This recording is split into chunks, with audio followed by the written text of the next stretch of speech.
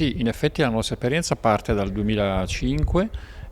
siamo stati probabilmente la prima realtà territoriale ad aggregare più comuni della propria provincia nell'intento di fornire un servizio utile ai cittadini titolari di pass disabili,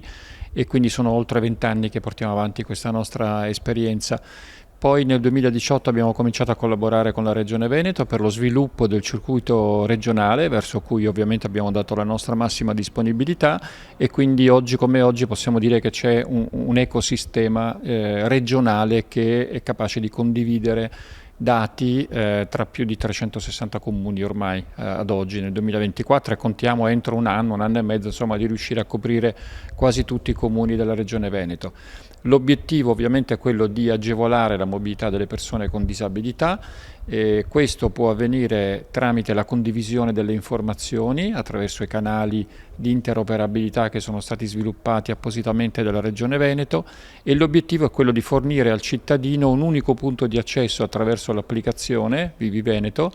che gli consenta di dialogare in maniera trasparente con il mondo della pubblica amministrazione, e quindi anche la possibilità di gestire le proprie targhe associate al pass in maniera trasversale, per cui quelle informazioni vengono poi condivise in tempo reale non solo col circuito regionale ma anche col circuito nazionale, e questo ovviamente è un enorme vantaggio.